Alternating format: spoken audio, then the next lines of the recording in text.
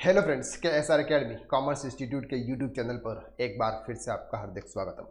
Friends, GST के अंदर case limit क्या है? बहुत सारे स्टूडेंट्स के सर क्वेश्चन थे कि सर जीएसटी में हम कितना केस रिसीव कर सकते हैं एक पार्टी से। ये आज हम इस वीडियो के अंदर कवर करने वाला है। सबसे पहले हम बात करते हैं कि अगर हम किसी अनरजिस्टर्ड डीलर को केस में गुड सेल्स कर रहे हैं, अगर रजिस्टर्ड डीलर होता है तो सर रजिस्टर्ड डीलर का तो हमें इनवॉइस जनरेट करना होता है, ये हमें फिक्स है। उसके पूरे डिटेल्स, उसका जीएसटीएन नंबर, उसका नेम, उसका प्लेस ऑफ सप्लाई, ये सब कुछ हमको एक इनवॉइस के अंदर रिकॉर्ड करना होता है। लेकिन जब हम किसी अनरजिस्टर्ड डीलर को गुड सेल्स करते हैं, यानी कि सर उसको इनवॉइस की ज़रूरत नहीं है और किसी किसी केसेस में इनवॉइस की ज़रूरत होती है, तो सर उस केसेस में क्या लिमिट है वो देखते हैं। सबसे पहले कि सर अगर आप name and address of the recipient of delivery along with name state and code, such recipient is unregistered where the value of taxable supply is 50,000 rupees.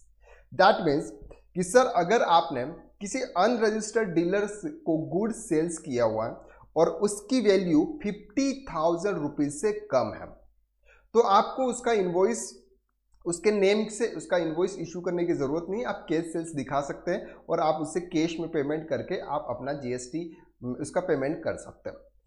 अब सर बात करते हैं हम जीएसटी के अंदर केस की जो लिमिट है, उसकी कोई भी जीएसटी के अंदर कोई प्रोविजंस, कोई एक्ट, कोई भी रूल्स एंड रेगुलेशन जीएसटी के अंदर तो बिल्कुल नहीं है।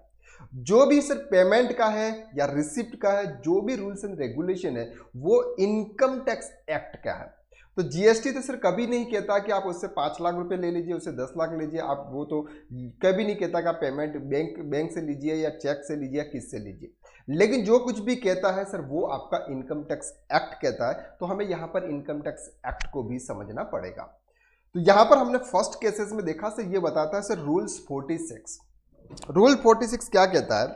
सर रूल 46 कहता है कि अगर आप किसी अनरजिस्टर्ड डीलर को गुड सेल्स कर रहे हैं तो उस समय सर आपको पार्टी का इनवॉइस नंबर, सॉरी पार्टी का जो नेम है उसको लिखने की बिल्कुल जरूरत नहीं है अगर 50,000 रुपीज से ज्यादा है। ओके, ये बोलता है सर रूल 46। अब सेकंड की बात करते हैं कि सर अगर आपका वैल्यू, जो इनवॉइस वैल्यू है वो 50,000 रुपीज से कम है, तो उस समय अगर पार्टी अगर आपसे मांगती है कि नहीं मेरे को तो सर पक्का इनवॉइस चाहिए, मेरा नेम लिखा हुआ होना चाहिए, मेरा एड्रेस होना चाहिए, उसके हिसाब से तो आप उनको इनवॉइस इशू कर सकते हैं और 50,000 रुपीज आप इसे कैश में आप रिसीव कर लेते हैं। सर कोई इशू यहाँ पे नहीं है।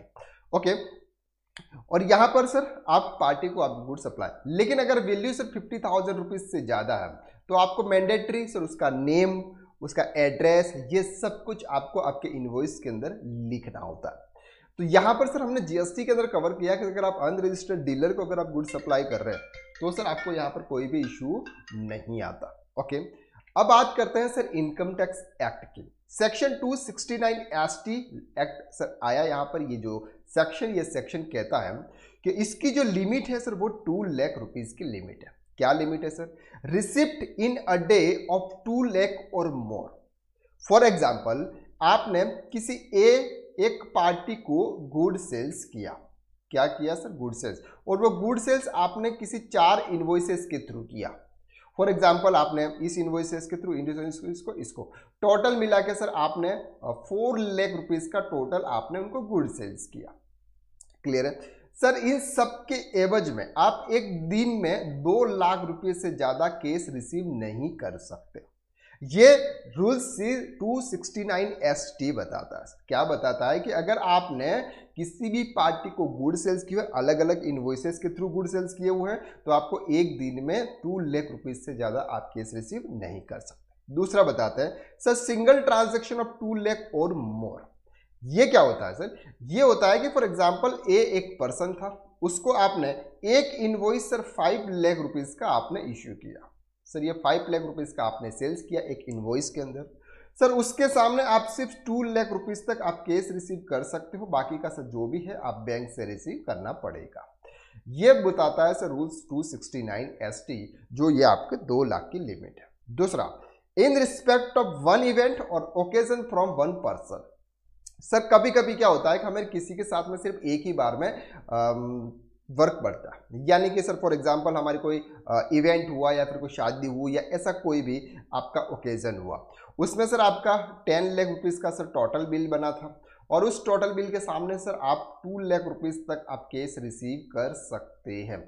ये बताता है सर रूल 269ST। लेकिन सर जो पेमेंट देता है, जो पेमेंट देता है उसके लिए लिमिट कितनी है सर? अगर वो 10,000 रुपीज़ तक की लिमिट है तो यहाँ पर सर दोनों को आपको ध्यान में रखते हुए काम करना है। सर ये तो रिसीव तो कर सकते हैं, लेकिन सामने वाला क्या देता है सर, वो 10,000 रुपीज़ से ज़्यादा पे करता है या नहीं करता।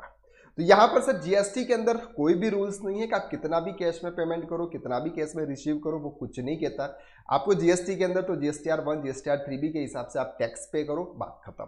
लेकिन जो कुछ भी बात आती है सर वो इनकम टैक्स एक्ट के थ्रू आती है। अगर आप और डिटेल में पढ़ना चाहते हैं सर 269ST ये क्या है, किस तरह से होता है, तो हमारा टैक्स कंसल्टेंट का कोर्स होता है सर, आप इस कोर्स को ज्वाइन कर सकते हैं। उसके लिंक आपको डिस्क्रिप्शन के अंदर शेयर की हुई है, वहां से आप देख सकते हैं, पूरा कोर्स के बारे में डिटेल में जानकारी ले सकते हैं। चलिए, तो आज के वीडियो में बस इतना ही। नेक्स्ट वीडियो में हम फिर मुलाकात करते हैं, तब तक के लिए थैंक यू सो मच।